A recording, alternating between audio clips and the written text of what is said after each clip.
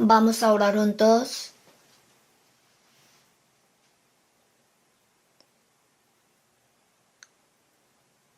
Dios nuestro Padre misericordioso, hoy el día del Señor, gracias por reunirnos aquí, por alabarte y por aprender tu palabra. En esta hora, el Espíritu Santo esté con nosotros y con la palabra de Dios despierta nuestro corazón y edifica nuestros pasos encima de la palabra. Pronto comenzará la conferencia. El Señor esté ahí, opera para que muchos hombres de varias ciudades puedan recibir la salvación y utilízanos a todos nosotros preciosamente. Ahora en México, en Estados Unidos y en muchos lugares se están haciendo la misión. Señor, guía a cada uno de los que predican tu palabra y muestra más tu operación y poder. Hoy el principio y el fin, que nos guíe el Espíritu Santo y opere en medio de nuestro corazón. Todo el principio y el fin en las manos santas del Señor confiamos. En el nombre de nuestro Salvador Jesucristo hemos orado. Amén. Vamos a buscar Salmos 89. Salmos 89. Versículo 37. Leo. Como la luna será firme para siempre, y como un testigo fiel en el cielo, Selah. Y el versículo 42. Has exaltado la diestra de sus enemigos. Has alegrado a todos sus adversarios. Embotaste asimismo el filo de su espada, y no lo levantaste en la batalla. Hasta aquí.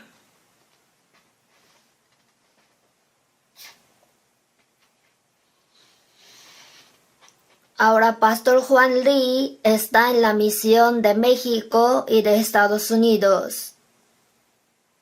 Regresará este miércoles y nosotros comenzamos la conferencia desde el viernes. Por eso, pienso que deberíamos orar mucho por el pastor. También Pastor Jung Char-shin y Pastor Hyun-sik Shin están en la misión de Benín de África. Me llegan los mensajes y leo. Yo también una vez visité África, por eso mi corazón siento que estoy allá. Así en la misión de África y en otros lugares también se está predicando. Espero que cada momento cuando se acuerden, oren por ellos. Hoy estamos ante la conferencia. Por eso vamos a considerar un poco sobre Salmos 89. Si leemos Salmos 89, Israel es el pueblo de promesa de Dios. Dios hizo el pacto con Abraham y también con David. Y ahora Dios llamó como la luna el testigo fiel al pueblo de Israel. Por eso aquel versículo 37, como la luna será firme para siempre y como un testigo fiel en el cielo.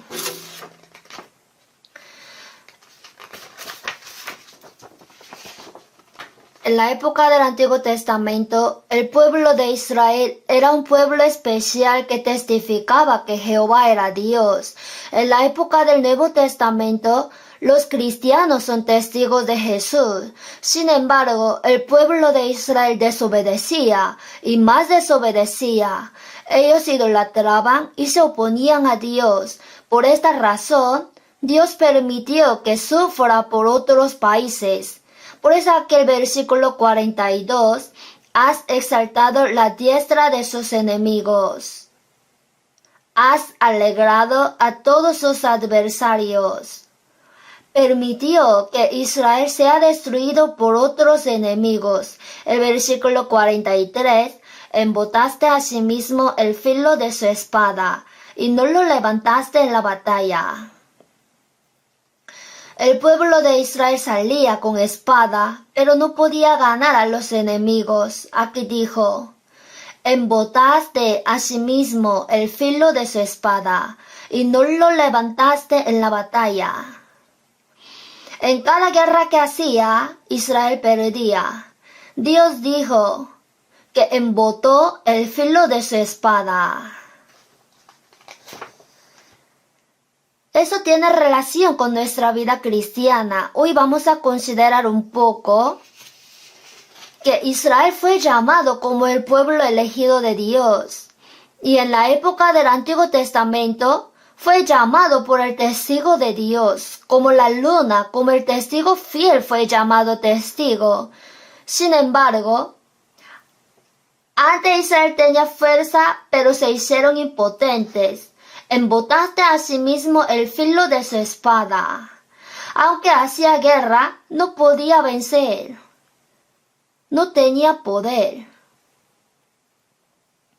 Entonces, ¿por qué se hizo impotente el pueblo de Israel? Nosotros también fuimos llamados como testigos de Jesús en la época del Nuevo Testamento. Y es posible que no cumplamos bien el papel del testigo, o aunque tengamos espada, puede que el filo esté embotado.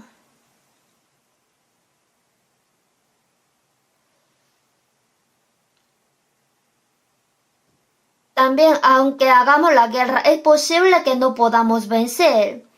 Y tampoco Israel ha sido siempre impotente. Antes tenía su poder. Israel ejercía su poder en gran manera. Y el periodo de transición, cuando ya ese poder comenzó a desaparecer, fue la época de los jueces. Por eso, si vemos una cosa de la época de los jueces, podremos aprender la clave. ¿Cómo podremos afilar el filo de espada y cómo podremos vivir con poder? Así, hoy, al recibir la conferencia, les voy a dar el sermón acerca de unas consideraciones para la conferencia. Aquí, veamos Salmos 89:37. Como la luna será firme para siempre, y como un testigo fiel en el cielo. La luna como un testigo fiel en el cielo. La luna no es objeto luminoso, sino reflejante. Sin el sol, la luna no puede alumbrar. Israel, como era pueblo elegido de Dios, cuando tenía relación correcta con Dios, podía alumbrar y hacer el papel de testigo. Por eso, Israel, como la luna el testigo de fiel en el cielo, en cierto tiempo hacía bien. Por eso, cuando Israel salió de Egipto y conquistaba la tierra de Canaán, la espada de Josué cuán poderosa era. En cada lugar iba, vencía a los enemigos. Y si leemos Josué, está detalladamente escrito que el filo de espada de Josué mataba a los generales de los enemigos y conquistaba otros países vecinos. En la época de David también, el filo de espada era agudo. David, confiando en poder de Dios, en cada guerra que hacía, vencía. Cumplió el Reino Unido. Y en la época de los reyes, también Ezequías, quien hizo la reforma religiosa cuando Israel había levantado muchos altares, los quitó todos e hizo servir en un altar. En el tiempo de Ezequías, cuando se llevó a cabo la reforma religiosa, ahí Israel tenía fuerza. Los 185,000 asirios invadieron y en un día fueron todos muertos. Así tenía gran poder. En nuestra época, los cristianos también son llamados como testigos. En Hechos 1, Pero recibiréis poder cuando haya venido sobre vosotros el Espíritu Santo, y me seréis testigo en Jerusalén. Israel en la época del Antiguo Testamento testificaba que Jehová era Dios, y los cristianos del Nuevo Testamento son testigos de Jesús. Pero en un tiempo Israel, que fue llamado por testigo fiel, su filo de espada era afilado, conquistaba a los enemigos y glorificaba a Dios. Por eso en Oseas 13:1 dijo: cuando Efraín hablaba hubo temor. O sea, la palabra de los israelitas tenía poder.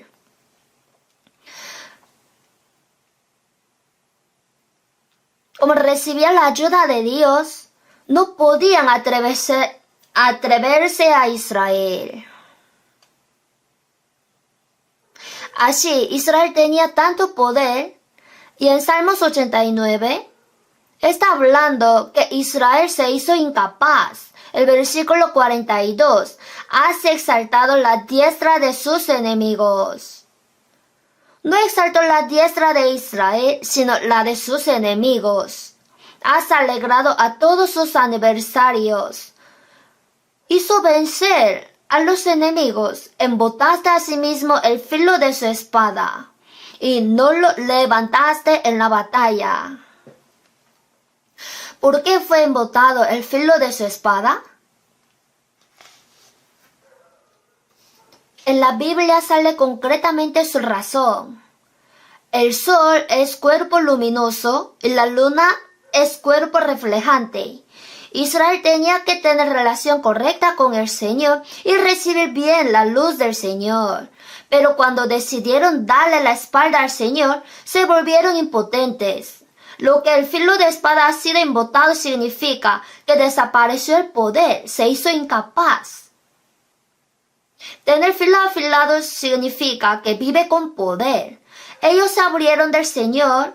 Ellos poco a poco se hacían más impotentes. Por eso, la primera razón por la que Israel se hizo impotente fue llevarse con el mundo. O sea, desde que quiso imitar a los países alrededor, comenzó a desviarse. Vamos a ver, 1 Samuel 8. Llevarse fue el camino de impotencia. 1 Samuel 8.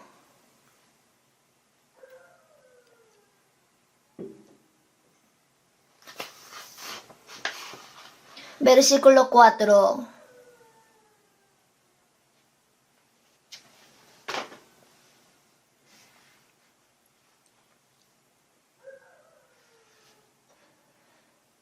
Entonces todos los ancianos de Israel se juntaron y vinieron a Ramá para ver a Samuel, y le dijeron: he aquí tú has envejecido, y tus hijos no andan en tus caminos. Por tanto, constitúyenos ahora un rey que nos juzgue, como tienen todas las naciones. Aquí, como todas las naciones. Sale así. Y el versículo 20, y nosotros seremos también como todas las naciones, y nuestro rey nos gobernará y saldrá delante de nosotros y hará nuestras guerras. Israel era teocrático, era directamente dominado por Dios. Dios era su rey, y Samuel ya está viejo, y los hijos de Samuel eran jueces y no hacían bien. Teniéndolo por pretexto, nosotros seremos también como todas las naciones. Constitúyenos ahora un rey.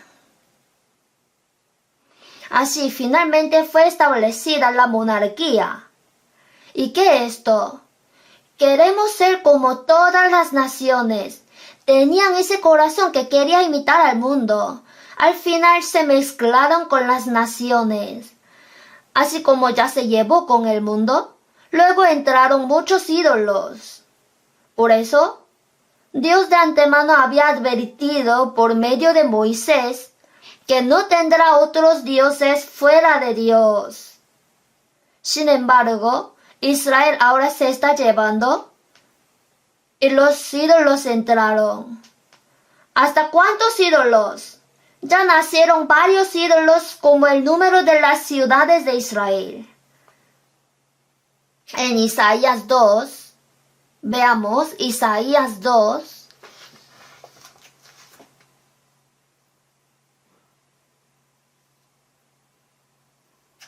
cinco.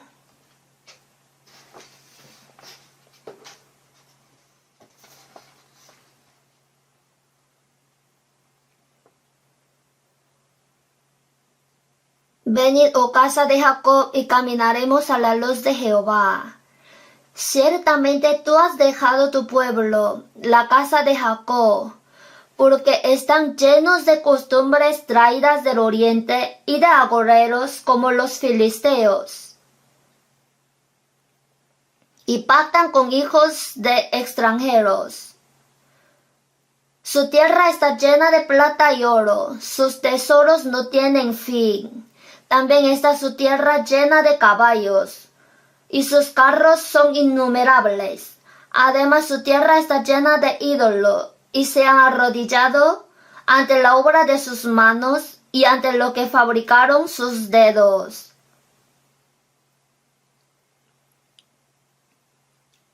Aquí Dios ha dejado al pueblo de Israel.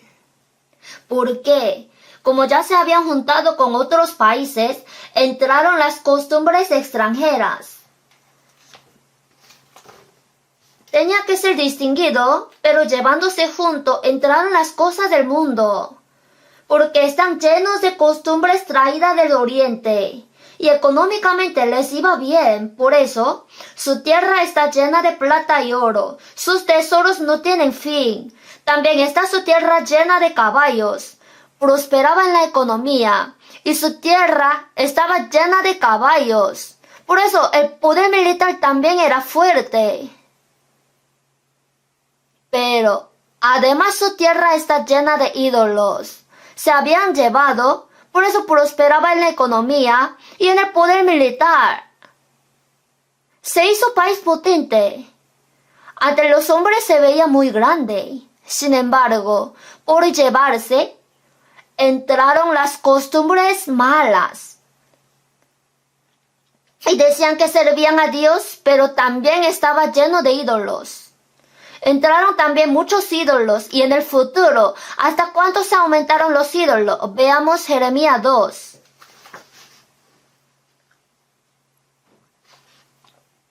Jeremías capítulo 2, versículo 28.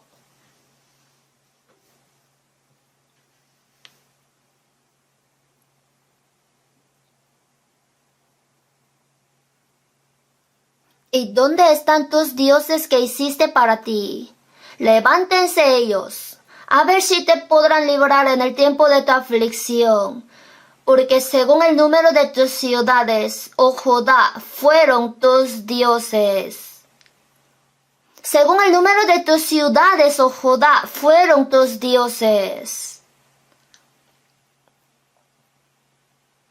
Así se llevaron y aceptaron las costumbres incorrectas. Por fuera se veía excelente, como pueblo de Dios que prospera en la economía y en el poder militar, pero ante Dios era cerro punto. Estando así se hacía guerra, no vencía porque su filo de espada era embotado. Conocemos bien la historia de Sansón y Dalila. Sansón desde el nacimiento era nazareo y descendió al valle de Sorek. El valle de Sorek era frontera entre Filistea e Israel. Descendió allá, vio a una mujer extranjera, le gustó. Por eso, a pesar de la oposición de sus padres, se casó con ella. Desde ahí comenzó a descender. Luego, al principio se acercaba a la doncella, luego se acerca a la ramera, más luego fue agarrado por una mujer llamada Dalila. Y Dalila en su corazón crecía poco a poco. Ahora Dios y Dalila son iguales. El secreto del poder de Sansón estaba en el cabello. Era nazareo, y hasta el fin no le enseñó el secreto, pero ella insistía. Cada día le molestaba. Así, Dalila ha sido más exaltada que Dios. Al principio, Dios era muy grande en su vida.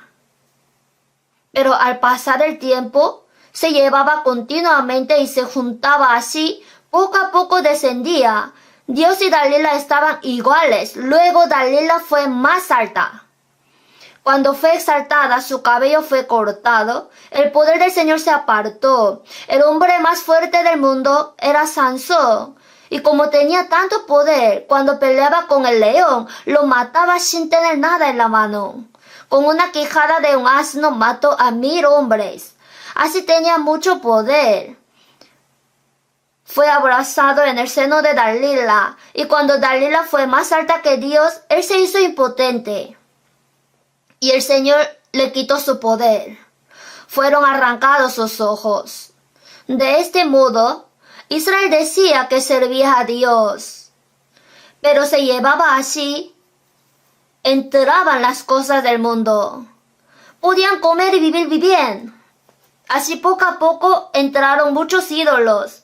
Ellos fueron iguales que Dios. Y más allá cuando hicieron idolatría. ¿Cómo les fue? Cuando el poder de Dios se apartó, Israel fue oprimido y sufrido por otros países vecinos. Y cuando hacía guerra no podía vencer. Fueron totalmente engañados por el diablo. Cuando la Biblia explica sobre el diablo, lo expresa con varios animales. Primero, la serpiente. Pero la serpiente era astuta más que todos los animales del campo que Jehová Dios había hecho. Hablando de la serpiente que sale en Génesis 3, dijo en el Apocalipsis 12, la serpiente antigua que se llama Diablo y Satanás. La serpiente que sale en Génesis 3 es la sombra del diablo, por eso engaña. Dios también dividió la lengua de la serpiente en dos. El carácter básico del diablo es mentira. Jesús en San Juan 8:44 dijo, Él ha sido mentiroso desde el principio. Cuando habla mentira, de suyo habla, porque es mentiroso y padre de mentira. El diablo es mentiroso. Cuando habla, de su mentira habla. Cuando el diablo miente, en el sentido contrario, él está hablando la verdad.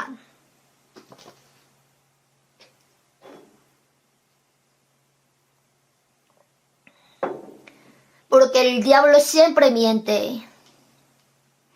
El diablo es mentiroso, su carácter es engaño. Otro, veamos el Apocalipsis 16, cuando explicaba del diablo, ¿qué dijo? 3 espíritus inmundos a manera de ranas. ¿Cómo ranas? ¿Por qué hablando de los espíritus inmundos dijo a manera de ranas? La rana tiene 2 caracteres básicos. Primero, es ruidosa. La rana es muy ruidosa. Cuando éramos niños escuchábamos mucho a las ranas. Parece que hay promotor. Si una comienza a croar, todos juntos cantan croar. Si uno para, todos se paran. Son raras. Parece que sí hay líder. Por eso rana hace ruido. Donde el diablo obra siempre hay problema, conflicto y alboroto. Se hace ruidoso. Cuando el Espíritu Santo opera, hace callar, ¿verdad? Y el siguiente, otro carácter es que la rana es anfibio. Vive en el agua, también en la tierra. Por eso lo maravilloso es que cuando el diablo obra, siempre nos hace llevarnos. Es su carácter. Oiga, no pasa nada. Si imita a otras naciones, está bien. Está bien si te llevas con ellos. Así hace poner una pierna aquí y otra pierna allá. Esto es estrategia básica del diablo. Y cuando pones así las piernas, ya otras cosas comienzan a entrar y hace importar más otra cosa que a Dios para que sea impotente. Un señor de mediana edad que tenía cana, tenía 2 novias. Una era mayor que él y otra era menor que él. Entonces, si iba la mujer joven, ella quería que él parezca joven y le sacaba la cana. Y la mujer mayor quiere que parezca más viejo, por eso le sacaba cabello negro. Así como visitaba esta casa, luego la otra se convirtió en calvo. Así, el pueblo de Israel, cuyo filo de espada ha sido embotado, impotente. Los cristianos del Nuevo Testamento son testigos de Jesús. Después de recibir la salvación, alguien cuyo filo de espada era muy agudo, hacía con poder, guiaba a los hombres al Señor y vivía fuertemente, pero en un momento ya se hizo incapaz. En la Biblia dijo, con armas de justicia a diestra y a siniestra. En una parte tiene escudo y otra parte tiene espada, y no hay poder. En la Biblia sale la condición. Veamos su condición. Segunda de Corintios,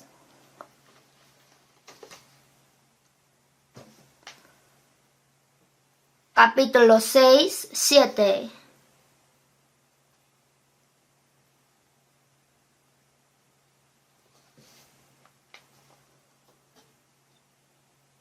En palabra de verdad, en poder de Dios, con armas de justicia a diestra y a siniestra. Segunda de Corintios 6, 7. No ha dicho incondicionalmente con armas de justicia a diestra y a siniestra. Con armas de justicia. ¿Qué significa? Tiene que pelear, entonces tiene escudo y toma la espada del Espíritu, que es la palabra de Dios. Sobre todo toma el escudo de la fe. A diestra tiene espada. Aunque con armas de justicia a diestra y a siniestra, a pesar de esto es posible que sea incapaz. ¿Por qué? Sale la condición delante. En palabra de verdad, en poder de Dios. En palabra de verdad, en poder de Dios. Cuando agarra la palabra de la verdad, recibe el poder de Dios. Y si está conectado con Dios, puede, con armas de justicia a diestra y a siniestra, luchar con fuerza. Aunque tenga espada, si no agarra la palabra de Dios, ni recibe el poder de Dios, estando así, sin falta va a perder. En la Biblia, si se embotare el hierro y su filo no fuere amolado, hay que añadir entonces más fuerza. Como hay que amolar bien el hierro embotado, es necesario que en la vida cotidiana se entrene continuamente, sin cesar. Por eso dijo, ejercítate para la piedad. El que usa la espada, también no quiere decir que blandiendo la espada pueda matar al enemigo. Es necesario amolar bien el hierro y ser ejercitado en la fe. Porque en el entrenamiento se afila. Y también tiene que recibir el poder de Dios. Pero en nuestra época es cuando el filo de espada está siendo embotado. ¿Por qué? Porque estamos siendo la iglesia de la época de la Odisea. Nuestra iglesia no debemos ser como la iglesia de la Odisea. Veamos el Apocalipsis 3. La iglesia de la Odisea era muy incapaz. Veamos el Apocalipsis 3:14.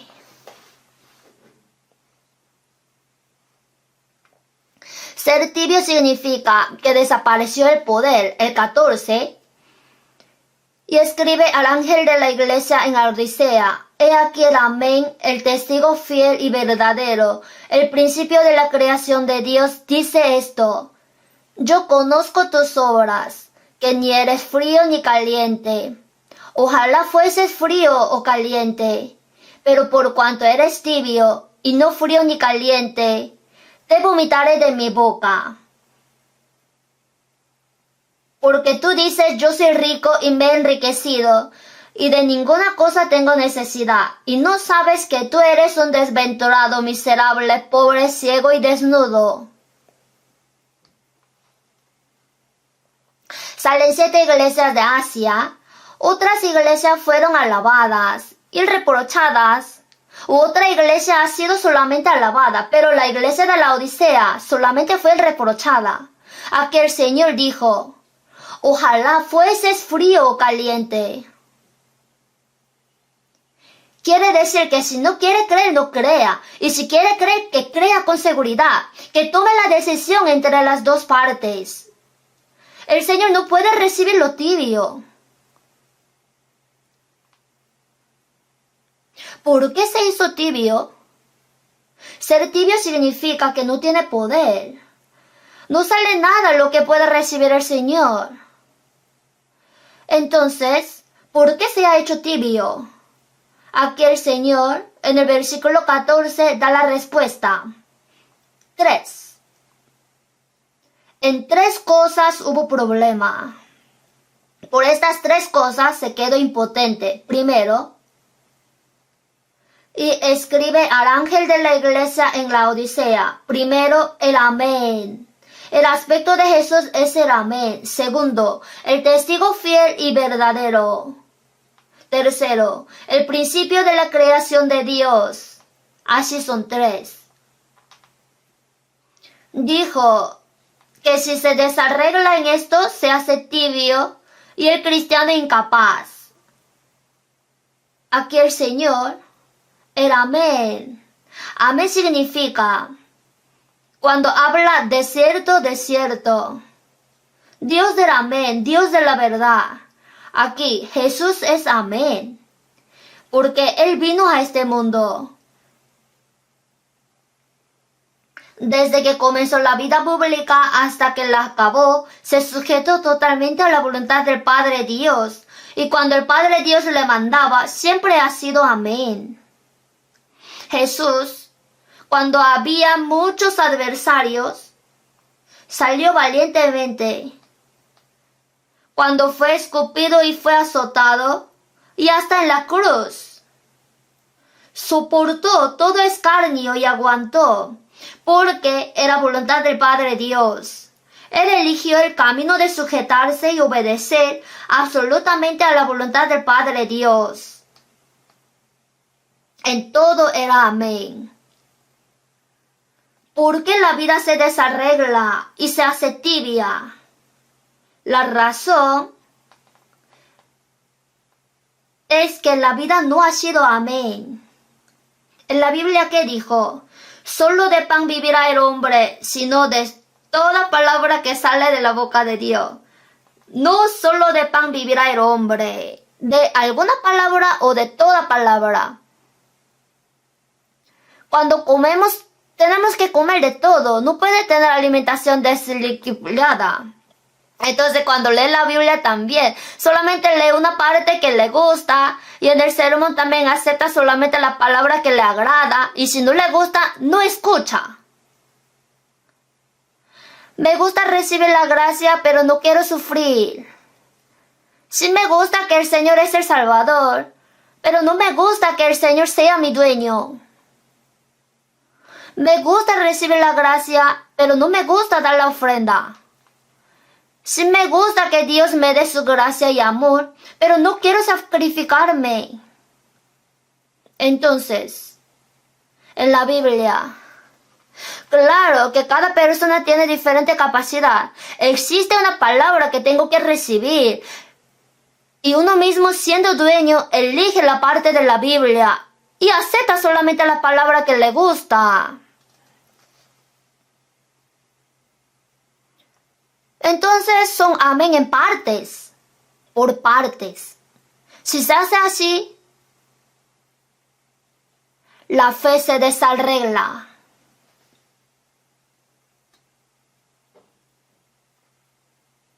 Entonces, Si el Señor amén me dice, si me gusta, amén. Porque cuando el Señor habla de algo, lo dice por nuestro provecho. Nos dice para que nos vaya bien. Por eso, aunque por ahora no podemos entender, pero el Señor dijo, decimos amén, y si vivimos creyendo, podremos saber que esa palabra fue dada para nuestra bendición. Cuando el Señor manda, no es para quitar. Dad y se os dará. Medida buena, apretada, remecida y rebosando darán en vuestro regazo. Para dar más cosas lo hace. Cuando van a hacer algo es para dar lo mejor, es la experiencia de la fe. Por eso aquí, amén. Y otra cosa, ¿por qué aquí Jesús da énfasis que es el testigo fiel y verdadero? Los santos de la Odisea se olvidaron cuál era el propósito de su llamamiento. Se olvidaron del propósito de la existencia, que fueron llamados por testigos. ¿Por qué el Señor nos salvó? El propósito de nuestra salvación no es para que comamos bien y vivamos bien en el mundo.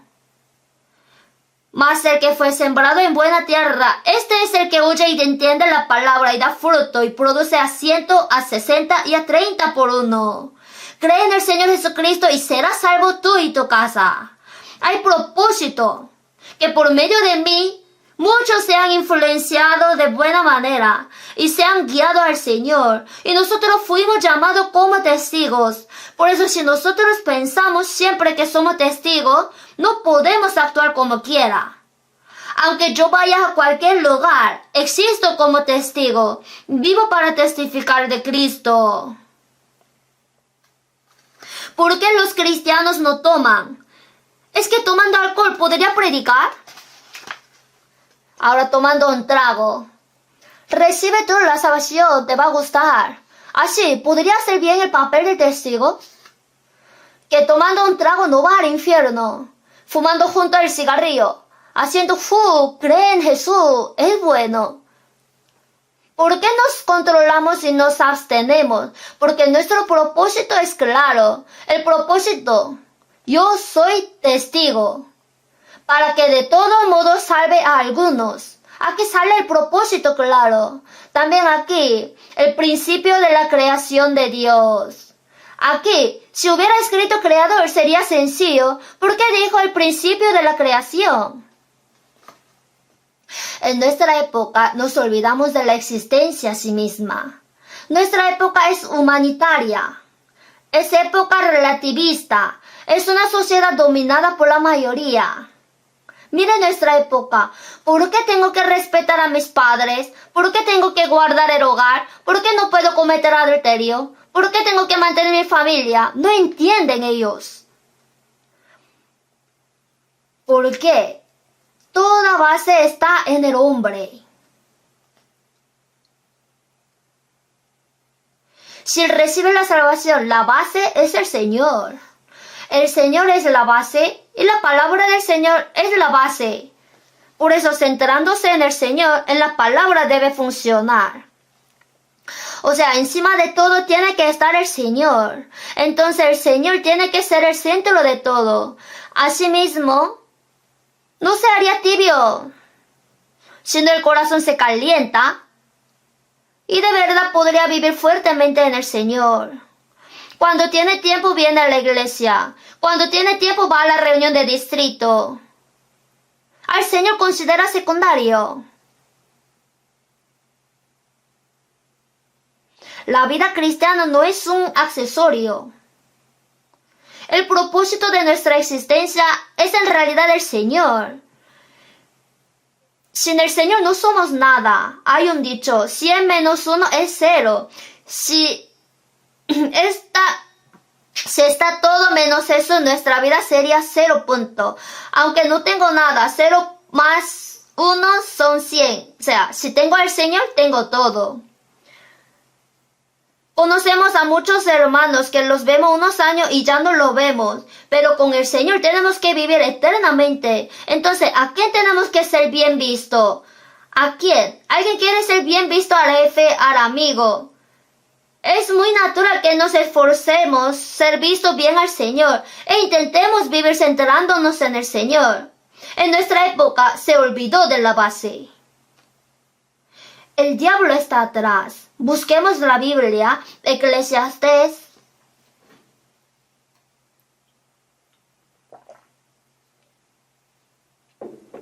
Eclesiastés capítulo 7, 26.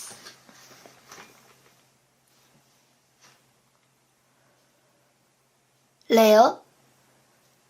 Y he hallado más amarga que la muerte a la mujer, cuyo corazón es lazos y redes, y sus manos ligadoras. El que agrada a Dios escapará de ella, mas el pecador quedará en ella preso. Salomón tenía 1000 mujeres. Aquí dijo: he hallado más amarga que la muerte a la mujer, cuyo corazón es lazos y redes, y sus manos ligadoras. Dijo que es más amarga que la muerte. Hay mujer que es más amarga que la muerte, y detrás de ella, ¿quién está? El diablo. Si vemos esto, podemos saber cómo es el diablo. He hallado más amarga que la muerte. En realidad, ¿quién será más amarga que la muerte? El diablo. Detrás de esta mujer está el diablo. El diablo es más amargo que la muerte. Por eso, en San Mateo, en el Padre Nuestro dijo: líbranos del mal. Al diablo dijo: el mal. El diablo está lleno del mal. Es el mal mismo. Entonces, la existencia mala entera está atrás. Por eso, ser hombre, cuando empuja al hombre en un precipicio y lo mata, siente remordimiento. En cambio, el diablo no lo tiene. Para el diablo, la mentira es la verdad. Como es la maldad misma, no siente remordimiento. El diablo es más amargo que la muerte.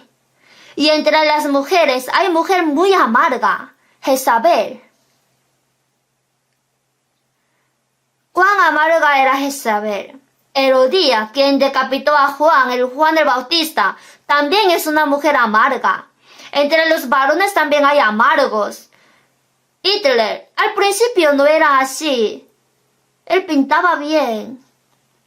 Y él intentó como 2 veces para entrar a la Universidad de Arte y no pudo. Por eso se hizo soldado. Pero el hombre, cuando pasa algo, es posible que se convierta muy malvado. Hitler también era estudiante de la Universidad Teológica, pero se contaminó con el comunismo y se cambió cruel. Así, en el mundo hay hombre que es más amargo que la muerte. Y lo que realmente más amargo que la muerte es el diablo. Pero si vemos aquí, he hallado cuyo corazón es lazos y redes. Aquí sale la mujer más amarga que la muerte, y detrás de ella está el diablo cuyo corazón es lazos y redes. Él tiene toda estrategia. Su corazón está lleno de lazos y redes. Por eso está lleno de pensamiento que quiere hacer caer. El diablo desde Adán engañaba a los hombres. Por eso de todo modo, para hacerle caer al hombre está planificando, y especialmente desea que el cristiano se haga incapaz. Porque si el filo de espada de los cristianos se hace afilado y hacen bien la vida cristiana, ellos van a destruirse. Así han estado esforzando para incapacitar a los cristianos. En la época del Antiguo Testamento, el diablo atacaba más al pueblo de Israel, porque cuando incapacitaba al pueblo de Israel, la potestad del diablo se expandía. En la época del Nuevo Testamento, el diablo está fijando sus ojos a los cristianos. Él desea ardientemente que se hagan impotentes los cristianos. Por eso ellos se reúnen, consultan y en el corazón piensan, ¿cómo hago para hacerle caer? Así es el diablo. Y la mujer más amarga, cuyas manos como ligadoras. Manos como ligadoras. Ligadura significa cuerda, o sea, ata para que no pueda moverse. Si cae en el diablo, ya está atado. ¿Quién está atado por el diablo? Hay cebos que lanza el diablo. En nuestra época, el diablo, ¿con qué cebo ata al hombre? En San Mateo 4, Jesús durante 40 días estaba en ayuno y tenía hambre. Di que estas piedras se conviertan en pan. El diablo dice, aunque digan de esto luego, pero el dinero es lo mejor. El dinero. No solo de pan vivirá el hombre. El hombre vive solo de pan. La carne es toda. Lo mejor es que uno coma y viva bien en el mundo. Ahora también engaña. Haz tú todo para el dinero. Así engaña. Jesús dijo, no solo de pan vivirá el hombre, sino de toda palabra que sale de la boca de Dios. El hombre tiene carne, pero el espíritu es más importante. El espíritu tiene que vivir por la palabra de Dios y centrándose en Dios. El diablo dijo, todo esto te daré si postrado me adorares. Si una vez niegas tu conciencia, todas las cosas del mundo son tuyas. El diablo continuamente susurra que si no elegimos a Dios, podríamos ser muy famosos y etcétera. Nos incita para que nos alejemos de la fe. Así para que ya no sepamos cuál es importante. El diablo tiene estrategia especial que ata al hombre. Un traguito está bien. Si recibe un trago, la próxima vez 2 tragos. Ya pues ya tomaste antes 2, ahora 3. Luego, con el alcohol, lo ata. Un cigarrillo está bien. 2, 3, se hace una caja, luego se hace gran fumador. Así lo enreda. Reunirse el domingo también. Si una vez falta, ya se siente remordido. Pero si falta otra vez, puede hacer bien la vida cristiana. Aunque sea una vez, si ya hizo la excesión, ya hay brecha. Por eso, al pasar el tiempo, ya comienza a faltar. Luego desaparece. El diablo tiene muchas maneras para hacerle caer al hombre. Esta vez, ¿qué? La conferencia. Ya, tú has ido unos años. ¿Por qué tienes que ir? Una vez puede faltar. Así es posible que le tiente. Que la predicación, yo tengo que hacerla. Otros harán bien, así hay un tentador atrás.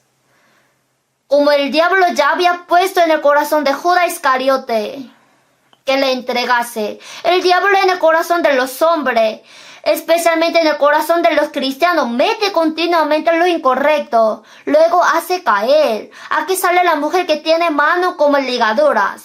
El diablo quiere cautivar al hombre. Sansón fue enredado en el cebo de la mujer. Salomón también cayó en el problema de la mujer. Asimismo David. Pero Judas Iscariote fue atrapado en el problema del dinero. Saúl también cayó en el honor. Adonías también en el honor. Así de todo modo, Demas, siendo atado con la ligadura llamada amor al mundo, se ha ido al mundo. Así, el diablo tiene varios lazos. Al hombre recién renacido le mete la duda de la salvación y lo sacude. Al hombre que ha hecho un poco la vida cristiana, ¡wow! Tú estás haciendo bien. Así le da el orgullo y le hace caer. Al antiguo, ya basta, hiciste lo suficiente en tu vida cristiana. Ya no hagas tan fuertemente. No hace falta vivir con tanto esfuerzo. Así, el diablo está atrás. Busquemos Proverbios 6.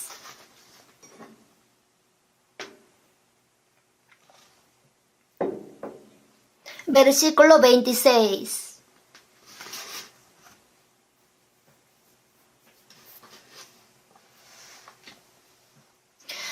26. Porque a causa de la mujer ramera, el hombre es reducido a un bocado de pan, y la mujer caza la preciosa alma del varón. Aquí, detrás de la mujer ramera, está el diablo. Podemos leer cambiándolo por el diablo. A causa del diablo, el hombre es reducido a un pan bocado de pan. Tenía tanto talento y podía ser usado preciosamente ante Dios, pero se llevó con el diablo y aceptó su palabra. Todo su talento fue quitado. Y como un bocado de pan seco se hizo pobre y miserable. Veamos San Juan 9. Así que todo el problema es el problema del polvo. 9:1.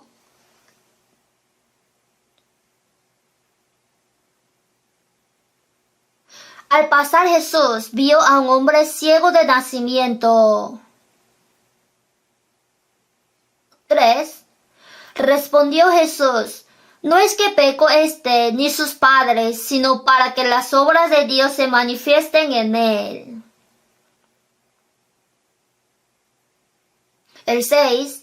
Dicho esto, escupió en tierra e hizo lodo con la saliva y untó con el lodo los ojos del ciego. Dicho esto, le dijo: ve a lavarte en el estanque de Siloé, que traducido es enviado. Fue entonces y se lavó y regresó viendo. Lo que Jesús curó al ciego desde el nacimiento muestra que todos los hombres que nacieron después de Adán son ciegos espiritualmente.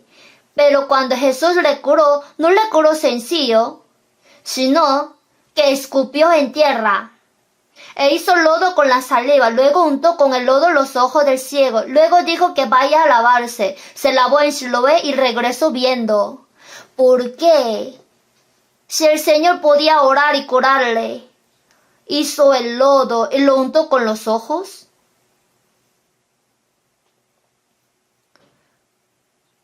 Cuando Adán fue creado, cuán claros eran sus ojos ante Dios, pero fue tentado por el diablo. La tentación era buena para comer y que era agradable a los ojos y codiciable para alcanzar la sabiduría. Así comió el fruto del árbol de la ciencia del bien y del mal. Así que, en resumen, ¿cuál es todo del mundo? Todo lo que sale del polvo de la tierra, en resumen, son los deseos de la carne, los deseos de los ojos y la vanagloria de la vida. Todos son polvo. Así, Adán, quien fue creado con el polvo de la tierra, era existencia espiritual, pero como agarró el polvo, de la parte de Dios fue cegado, y de la parte del mundo se ha aclarado. Por eso Jesús, después de untar el lodo con los ojos del ciego desde el nacimiento, Siloé, que traducido es enviado, muestra que será lavado ante Jesús. O sea, todos los problemas del mundo, todo el problema que causa la ceguera del ojo es el polvo. Si se aferra a los deseos de la carne, los deseos de los ojos y la vanagloria de la vida, como son polvo, ya los ojos se oscurecen. Por eso nosotros tenemos que aprender a través de Salmos, la luna como el testigo fiel en el cielo. Israel fue llamado como testigo y su filo de espada ha sido embotado. Ahora, el punto fronterizo cuando el filo de espada de Israel era afilado y comienza a ser embotado es la época de los jueces. La época de jueces cuando vivía fuertemente y el filo de espada ha sido embotado.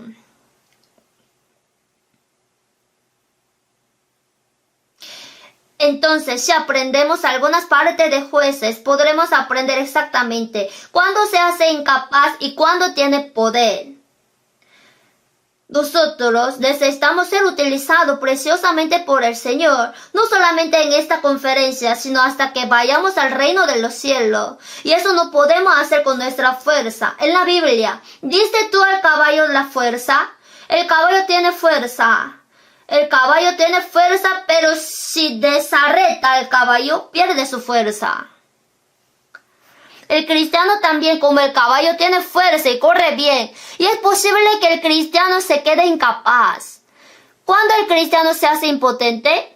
Cuando desarreta el caballo, pierde su fuerza. Si se corta del Señor, ya se hace impotente. El Señor opera por medio de la iglesia, que es su cuerpo. Y si se separa de la iglesia, si ya no recibe, se queda incompetente. Cuando el pueblo de Israel se puso incapaz, veamos la Biblia. Jueces 21.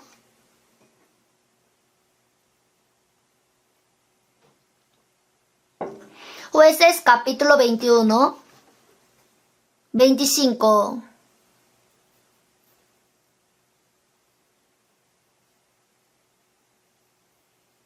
Leamos junto. En estos días no había rey en Israel. Cada uno hacía lo que bien le parecía. En la época de los jueces, cada uno hacía lo que bien le parecía.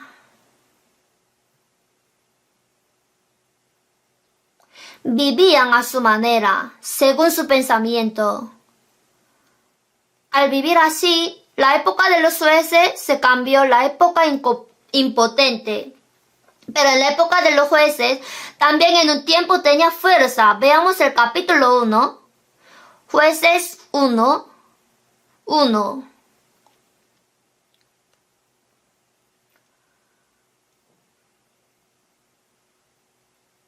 Aconteció después de la muerte de Josué que los hijos de Israel consultaron a Jehová diciendo: ¿Quién de nosotros subiera primero a pelear contra los cananeos? Y Jehová respondió: Judá subirá. He aquí que yo he entregado la tierra en sus manos. ¿Cómo era el principio de jueces? Consultaron a Jehová. Cuando preguntaban a Dios, tenían poder. Pero cuando no consultaron, sino hacían según lo que bien le parecía, se hacía incapaz. Así que el núcleo de ser impotente o potente está en consultar a Jehová. Nuestra vida personal también. Si yo hago después de consultar a Dios, o hago según mi juicio. Debido a eso, aparece la diferencia, si se hará impotente o fuerte. En Proverbios 3, reconócelo en todos tus caminos, y Él enderecerá tus veredas. O sea, en todos ponga al Señor primero, y Él endereza sus pasos. Cuando preguntemos al Señor y hacemos, el Señor interviene, guía y ayuda. En Salmos 81, Dios, fortaleza nuestra. Dios tiene poder, pero ¿a quién da su poder? En Salmos 81:10, abre tu boca y yo la llenaré. Cuando abría su boca grande hacia el Señor y buscaba su ayuda, Dios les daba poder, el filo de su espada era agudo y tenían fuerza.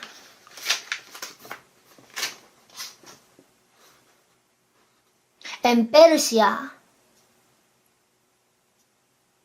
cuando un general tuvo gran triunfo en la guerra, el emperador se gozó mucho y dijo: abre tu boca grande. Se abre su boca grande, ahí hasta que pudo, ponía los tesoros en su boca. Le hubiera gustado al que tenía boca grande. Si abrimos la boca grande hacia Dios, el Señor nos da las mejores cosas. ¿Por qué Israel se hizo incapaz? Era la luna como el testigo fiel en el cielo. Así que tenía que tener relación correcta con el sol y recibir bien la luz para poder alumbrar. O sea, la dirección tenía que estar correcta. Consultaron a Jehová. Cuando se dirigían a Dios, ellos recibían la luz de Dios, poder y las mejores cosas. Lo que hace la cría de golondrina es abrir la boca. Si la abre, la mamá le llena. Yo escuché una explicación de alguien. La golondrina tiene unas crías y se parecen todas. Pero nadie muere de hambre sino todas comen bien. Después él me dijo que la cría de golondrina también, si ya comió mucho, ya cierra su boca. Entonces la madre solamente tiene que dar a las que tienen abierta la boca. Entonces cuando la madre viene, todas abren la boca y no puede ver la cara. Solo puede ver su boca, pero si le mete, uno que comió mucho ya cierra su boca. De esa manera puede alimentar a todas. Abre tu boca. Cuando vamos al odontólogo, ¿qué dice? Abra su boca. Así nos cura. Así que si nosotros abrimos la boca del corazón hacia Dios, Él llenará. Entonces, si Israel tenía poder o era incapaz, dependía de esto. Nuestra vida cristiana también. ¿Qué tipo de cristiano se hace? ¿Incapaz o potente?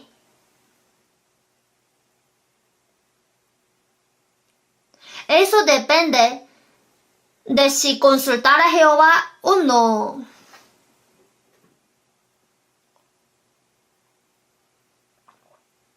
Por eso, hay un dicho.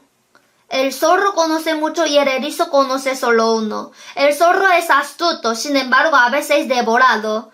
Y es difícil matar un erizo. Conocer mucho no es importante, sino aunque sea uno, conocerlo bien. La capacidad e incapacidad.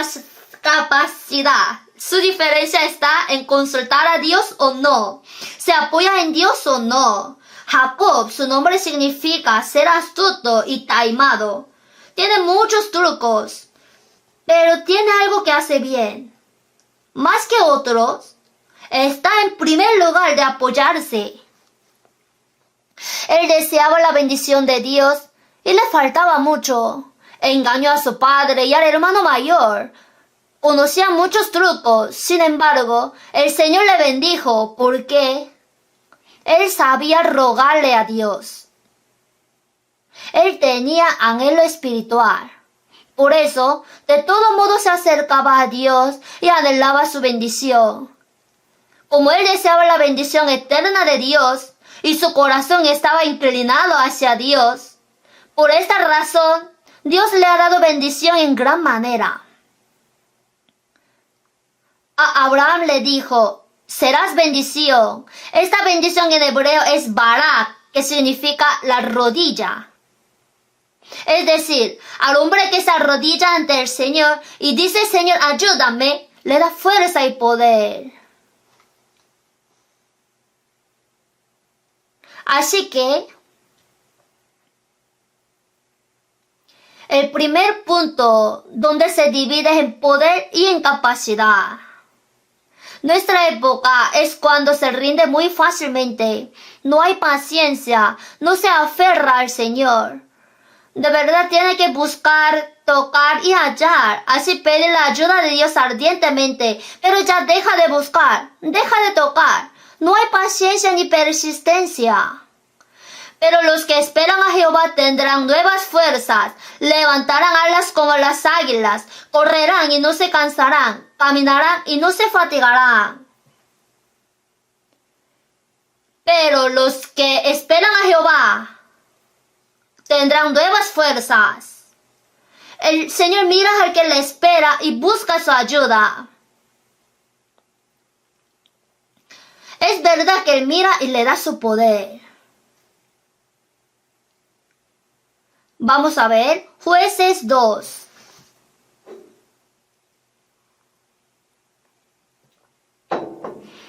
Versículo 1.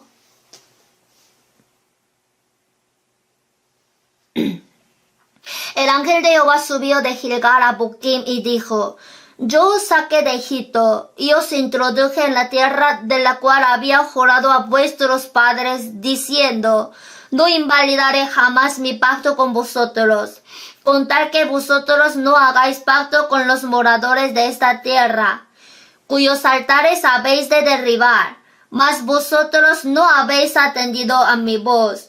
¿Por qué habéis hecho esto? Por tanto, yo también digo, no los echaré de delante de vosotros, sino que serán azotes para vuestros costados y sus dioses os serán tropezadero. Cuando el ángel de Jehová habló estas palabras a todos los hijos de Israel, el pueblo alzó su voz y lloró.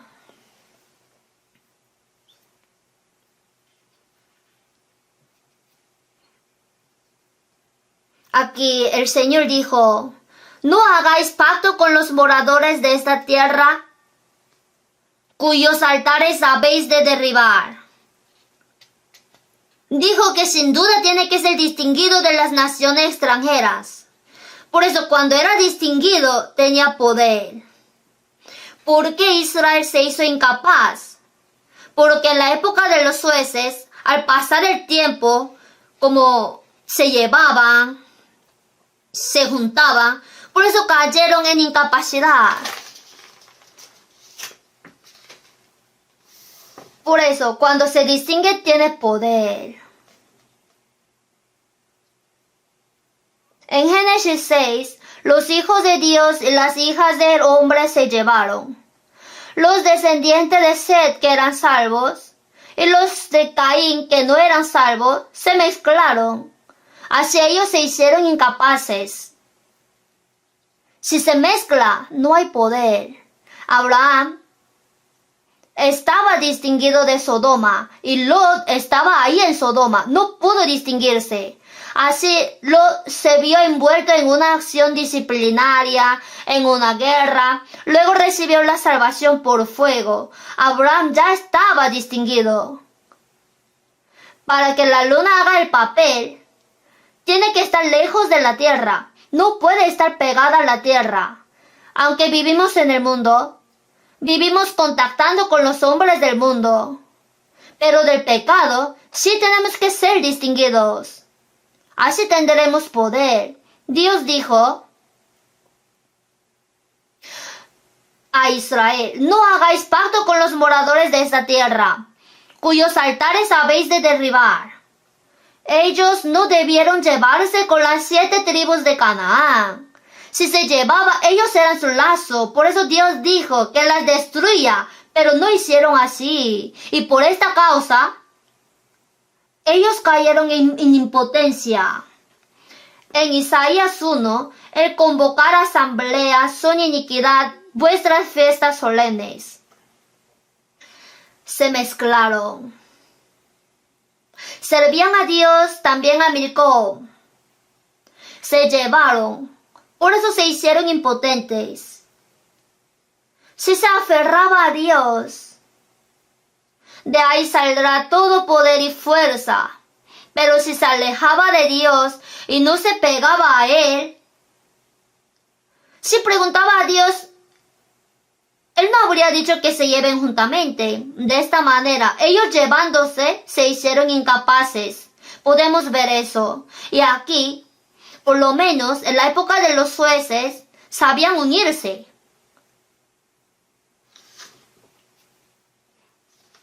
Cuando eran individualistas, eran incapaces, pero ellos sabían unirse. Veamos Jueces 5. Capítulo 5. Aquí Israel lucha con Canaán. Aquí ganaron en la guerra contra Canaán. ¿Cuándo Israel tenía fuerza? Cuando eran oprimidos para la guerra y se unieron con el sentido de comunidad de ser uno. Tenían fuerza. Cuando se unen, tienen fuerza. El individuo no tiene fuerza, pero cuando se unen hay poder. Veamos Jueces 5. Aquí era la guerra donde Dios directamente ayudó. Si vemos aquí, están escritos detalladamente los hombres que participaron en esta guerra y también los que no han participado. Vamos a ver lo escrito. 5:1. Vamos a ver quiénes participaron. Aquel día cantó Débora con Barak, hijo de Abinoam, diciendo. Aquí Débora salió antes. Y luego Barak, hijo de Abinoam, salió e hicieron guerra. salen Débora y Barak. El versículo 2. Por haberse puesto al frente los caudillos en Israel, por haberse ofrecido voluntariamente el pueblo, load a Jehová. Salieron los caudillos de Israel a la guerra, y el pueblo voluntariamente se había ofrecido. El pueblo se sacrificó, y luego, concretamente, ¿quiénes participaron? 5:14. De Efraín vinieron los radicados en Amalek. En pos de ti, Benjamín, entre tus pueblos. De Maquir descendieron príncipes, y de Zabulón los que tenían vara de mando. O sea, los de Efraín participaron en la guerra, aunque vivían en la zona de Amalek. Ahora se estalló la guerra. Para ayudarles, los de Efraín participaron en la guerra. Luego los de Benjamín, en pos de ti, Benjamín, entre tus pueblos. Algunos de Benjamín también participaron. De Maquir descendieron príncipes, los que tenían un poco de poder. Después de Zabulón, los que tenían vara de mando. Los hombres nobles participaron. Y el versículo 15, aquí salen los hombres que especialmente son alabados. Caudillos también de Isaacar fueron con Débora, y como Barak también Isaacar.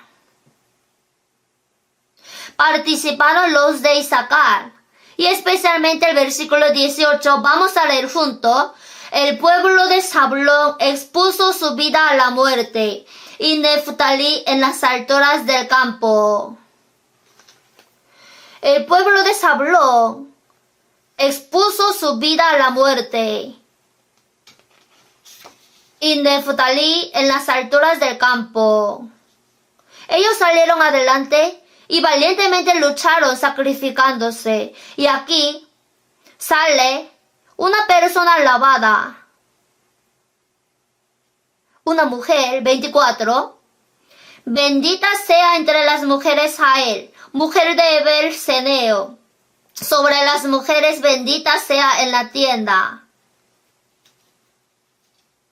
Sísara es general de enemigos. Él pidió agua y ella le dio leche. En tazones nobles le presentó crema. Tendió su mano a la estaca y su diestra al mazo de trabajadores. Y golpeó a Sísara.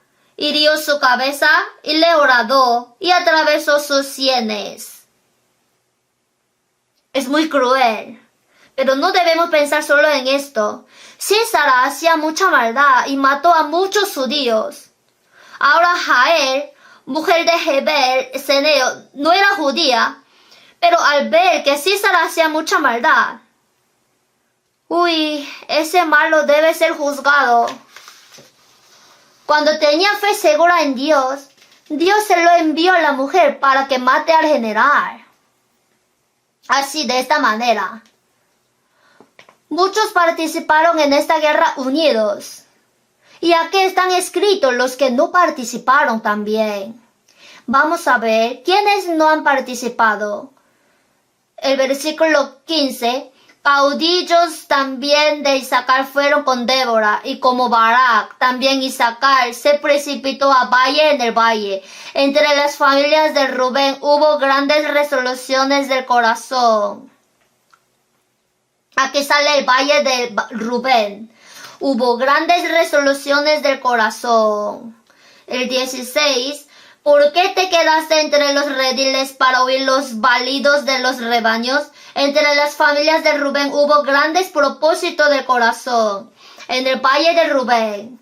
Entre las familias de Rubén hubo grandes propósitos del corazón. ¿Qué significa? ¿Tenemos que participar en esta guerra o no? Si vivimos en el oriente del Jordán, estamos lejos. Somos la tribu primogénita. Rubén era el primogénito. Si participaré o no. Hubo grandes propósitos del corazón. Entonces, ya no voy. Después de tener propósitos del corazón, finalmente no fueron. Hasta esta persona está escrita aquí. Hubo grandes resoluciones del corazón. Yo iré. Pero hubo grandes propósitos del corazón. Si iré o no, voy o no, participo en la guerra o no, a la diestra, a la siniestra, si voy a la conferencia o no. El versículo 17. Galaad se quedó al otro lado del Jordán, y Dan, porque se estuvo junto a las naves, se mantuvo a la ribera del mar, y se quedó en sus puertos. La tribu de Dan no participó. Aser se quedó en sus puertos, tampoco participó. Por eso, aquí cuando participaron, como el pueblo de Israel se sacrificó, el Señor peleó e hizo vencer en la guerra. Pero había hombres que participaron y otros que no tenían interés. Si existe el corazón, si voy o no. Aunque no participó, ojalá ganen en la guerra, tiene este corazón. Y la tribu de Dan y la tribu de Aser se quedaron y no pudieron participar. Pero en el versículo 23 sale esta palabra.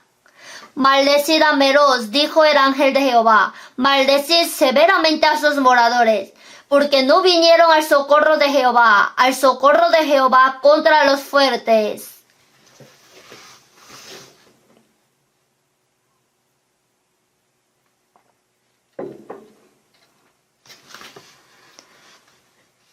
Los hombres de Meroz estaban cerca del lugar de guerra y no participaban.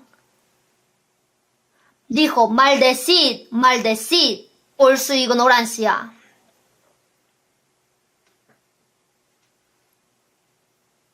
También, si vemos Nehemías capítulo 3, cuando Nehemías regresó de Persia y edificaba los muros de la ciudad, están escritos los nombres que participaron en la edificación de muros y los que no participaron. Vamos a ver, primero veamos Esdras 2. Vamos a comparar Esdras capítulo 2 y Nehemías capítulo 7. Vamos a doblar Esdras capítulo 2 y Nehemías capítulo 7 y vamos a compararlos. Aquí, los que regresaron de Babilonia, por eso edificaron los muros. Esdras 2 es el aspecto antes de edificar los muros. Y Nehemías 7 es después de edificar los muros. Si vemos aquí, el número total de los israelitas que regresaron de Babilonia, en Esdras 2:64,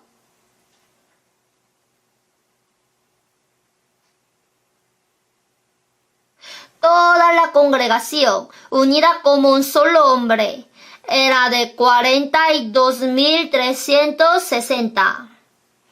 Aquí dijo, el número de los que quedaron después de la cautividad de Babilonia, el número total de la congregación era 42,360. Y ahora veamos Nehemías 7. Nehemías 7:66. Toda la congregación junta era de 42,360. Entre el número al comenzar la construcción de muros y el número al terminarla, no hay ningún muerto en medio de ellos. Todos han sido 42,360. Pero si vemos Esdras 2, los que participaron en la edificación, sale que son 29,177. Cuando regrese a su casa, calcule una vez. En Esdras sale 29,177. Entonces, entre 42.360, al comenzar la obra, los que participaron en la obra eran 29.177. Y en Nehemías sale 30.451. O sea, si hay diferencia en el número de comienzo y el número del fin. ¿Y por qué apareció esta diferencia? Veamos la Biblia. Veamos Esdras 2, 5. Esdras 2, 5.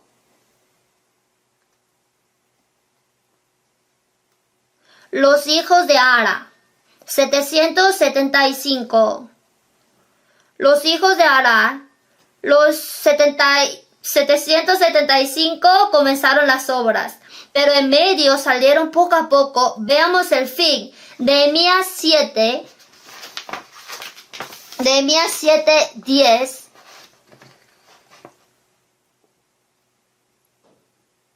Los hijos de Ara, 652.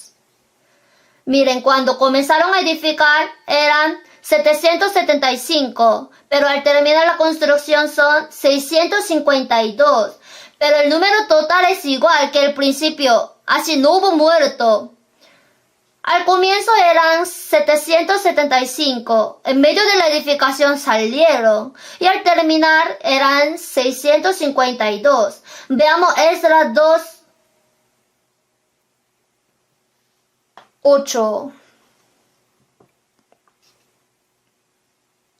Los hijos de Sato, 945. Los hijos de Sato al principio participaron 945. Veamos Nehemías 7, 13. Los hijos de Sato, 845. O sea, al principio participaron 945, en medio salieron 100, así se redujo en 845. Luego, Esdras 2:12. Los hijos de Asgad, 1222. Los hijos de Asgad al principio eran 1222. Veamos su posterior. Nehemías 7, 17. Los hijos de Asgad, 2622. Los hijos de Asgad al comienzo eran 1122. Luego los hijos de Asgad vieron, esto va a funcionar. Así participaron más y más. Así fueron 2622. Si vemos esto, ¿qué podemos saber? Está escrito cuántos regresaron de Babilonia. También todo está escrito sobre los hombres que ni siquiera participaron. Y después, al comenzar y a terminar, el número era igual, como dijo la Biblia. Al principio, algunos comenzaron y en medio por esta excusa, por ese pretexto salieron. Eso también está escrito. También está escrito sobre los hombres que al principio no quisieron participar, pero luego se lanzaron juntos ahí diciendo, no puedo faltar. Si vemos esto, ¿en qué pensamos? En la conferencia. Al principio asiste y mirando la ocasión, antes que acabe la conferencia sale en secreto. Hasta sobre este hombre se está escribiendo. También se está escribiendo sobre el hombre que se queda hasta el final. También se escribe sobre el que ni siquiera participó. Hoy se siente un poco remordido, ¿no? Así, Dios está mirando todo. Cuando Israel tenía fuerza, cuando participaban juntos, tenían fuerza. Pero Israel, mientras pasaba el tiempo, todos se dispersaron por el individualismo y no pudieron ser uno. La iglesia también, cuando tiene poder, El distrito, cuando se reúne frecuentemente, tiene fuerza. La iglesia también, cuando se unifica, cuando es una, aparece la operación. Cuando las iglesias de todas las ciudades se unifiquen y trabajen, ahí el Señor operará más fuertemente hacia el filo de espada se afila, ¿verdad?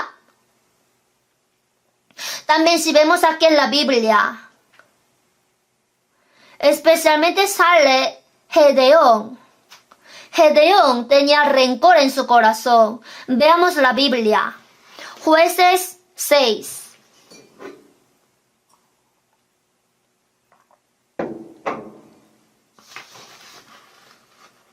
Jueces, capítulo 6. 11.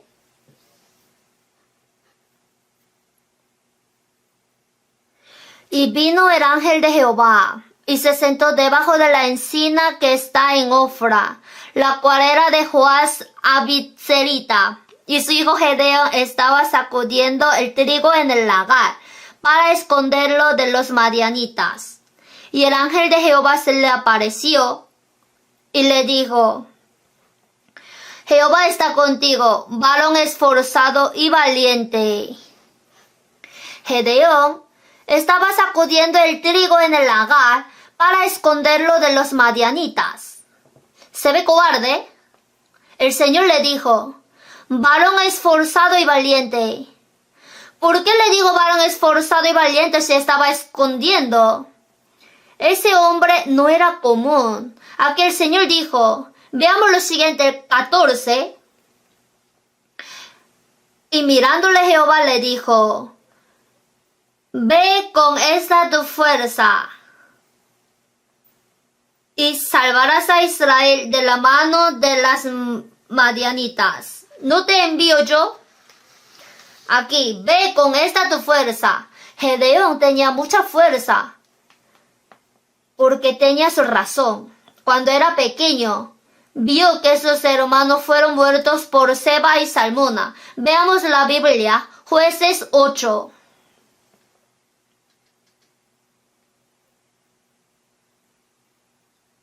Jueces capítulo 8, versículo 4. Y vino Gedeón al Jordán y pasó él, y los 300 hombres que traía consigo, cansado, más todavía persiguiendo. Si aunque estaban cansados, más todavía persiguiendo, cogieron a Seba y Salmona. El versículo 18. Luego dijo a Seba y a Salmona, ¿qué aspecto tenían aquellos hombres que matasteis en Tabor? Ellos respondieron, como tú. Así eran ellos. Cada uno parecía hijo del rey. Y él dijo, mis hermanos eran hijos de mi madre. Vive Jehová, que si les hubierais conservado la vida, yo no os mataría.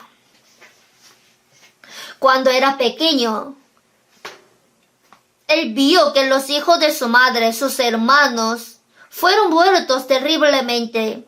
Entonces, ¿qué tiene? Tiene profundo rencor en su corazón. Por eso, Madián era muy grande y Gedeón no tenía fuerza, porque era pequeño. Por eso, para destruir a los madianitas, él se entrenaba y en cada momento se estaba ejercitando. Así se estaba entrenando en secreto, sin que se den cuenta los madianitas. El Señor lo vio. En su corazón había rencor. Quería vengarse. Por eso el Señor, como él estaba preparado, lo llamó y le dio fuerza para que gane al ejército de Madián. En nuestra época está desapareciendo el rencor. Yo recibí la salvación, basta. Ahora, ¿cuántos hombres están corriendo al infierno? Y nuestra familia amada está siendo llevada al infierno por el diablo. Y no tenemos el rencor contra ese diablo. O el rencor contra esa potestad que agarra a los hombres que no son salvos. Si lo tuviéramos, nos entrenaríamos y prepararíamos. Pero no tenemos rencor.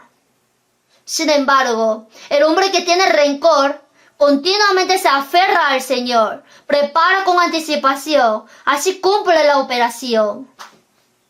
Aunque la tierra de Canaán fue dada, el ganarla estaba relacionado con su fe. Nosotros, después de ser salvos, también nos es dada la voluntad libre. Por eso el Señor usa al que prepara con anticipación y que está listo. Hay diferencia entre el hombre que tiene rencor y el que no lo tiene. Puedo vivir convenientemente. ¿Por qué tengo que ser lleno del Espíritu Santo? Ay, ¿por qué tengo que trabajar hasta dando todo mi empeño? El Señor dijo que seamos fieles hasta la muerte. Abrimos la boca, pero no la abrimos grande. Predicamos, así intentamos varias veces y dejamos. Por eso si vemos ahora jueces, el Señor ¿a quién le da fuerza? Al que tiene corazón ardiente, que tiene rencor, el Señor lo usa. Sansón también pecó y sus ojos fueron arrancados, pero cuando él se arrepintió, los que mató al morir fueron muchos más que los que había matado durante su vida. Al hombre que aunque haya vivido mal, si se arrepiente de verdad, el Señor le podrá dar mayor cosa y fuerza. Arrepentirse y convertirse es la fuerza. Por eso estamos ante la conferencia. Si hemos vivido mal, realmente nos arrepentimos. Y si le obedecemos y nos aferramos al Señor, Él dará fuerza y podrá enviarnos más almas que puedan recibir la salvación que están alrededor de nosotros. Por eso Samgar mató a 600 hombres con una aguijada de bueyes. Aunque sea una aguijada de bueyes, si el poder del Señor acompaña, será instrumento más fuerte que la espada. Sansón con la quijada de asno mató a 1000. Así, aunque sea cualquier instrumento, si el Señor acompaña, eso puede ser instrumento más poderoso, ¿sí? Nosotros estamos ante la conferencia. En realidad estamos ante una guerra grande. Por eso brevemente vamos a pensar en algunas cosas. ¿Qué tenemos que hacer? Necesitamos orar así. Salmos 90.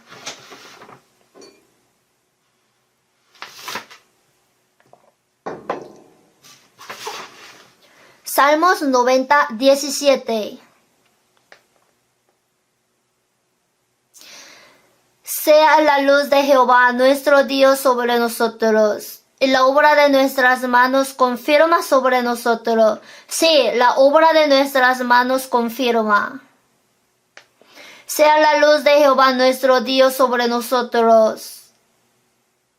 Aquí, en la conferencia se necesita la gracia de Dios. Sea la luz de Jehová nuestro Dios sobre nosotros. Y la obra de nuestras manos confirma sobre nosotros. Sí, la obra de nuestras manos confirma. Cuando oremos, Dios de verdad, en este evento de la conferencia de verano, confirma nuestras manos y que se cumpla tu operación. Esta oración le llega y aparecerá la operación. Y otra cosa, en Salmos 74, dirige tus pasos, que mueva tus pies para acá. Si nosotros oramos ardientemente, los pasos del Señor se van a dirigir a la conferencia. Y estando ahí cumplirá la operación. Luego lo que necesitamos es que para la conferencia tenemos que unirnos. Para la operación del Señor, como dijo en Jueces 5, con el mismo corazón y misma voluntad, debemos unirnos y pertenecer al Señor. El que no es conmigo, contra mí es, y el que conmigo no recoge desparrama. Como dijo en San Mateo 12:30, tenemos que estar con el Señor y trabajar junto con Él para recoger. Y también tenemos algo que hacer. En la Biblia dijo, ve por los caminos y por los vallados y fuérzalos a entrar para que se llene mi casa. Fuérzalos. No debemos pensar que el Señor según su manera salvará a los que deben ser salvos. Para la parte del Señor siempre son 100% y de nuestra parte también tenemos que hacer algo. Y todo lo que atares en la tierra será atado en los cielos, y todo lo que desatares en la tierra será desatado en los cielos. Es necesario que de nuestra parte intentara salvar más activamente. Se le dice que si deja a una persona en el campamento de la conferencia le dará $10,000, ¿qué hará? Así podría suficientemente guiar a muchos, ¿verdad? En Isaías 62, no reposéis, ni le deis tregua. El que no reposa, para esta persona el Señor no descansa sino opera. Por eso, esta vez, por la decisión, yo en la conferencia voy a sufrir. Con este corazón vamos, y entre los salvos, si alguno está desarreglado en la fe, cuidándolo bien, les hacemos ir a la conferencia, así su corazón también podrá cambiar mucho. Así cuando cumplimos bien el trabajo que nos encargó, cuando venga el Señor, podremos recibir la alabanza y la gloria del Señor. Nuestra esperanza está en aquel cielo. El éxito de nuestra fe es cuando seamos alabados por el Señor. Ahí recibiremos la gloria. Por lo tanto, debemos orar para que el filo de nuestra espada se esté afilado y de verdad ocurra la operación de que muchos hombres sean salvos en esta conferencia. Oremos juntos. Dios nuestro Padre misericordioso, gracias por salvarnos con tu sangre preciosa. Esta vez, acompaña con todas las manos que preparan la conferencia y con las manos que guían a los invitados. También acompaña especialmente con los pastores que van a predicar la palabra.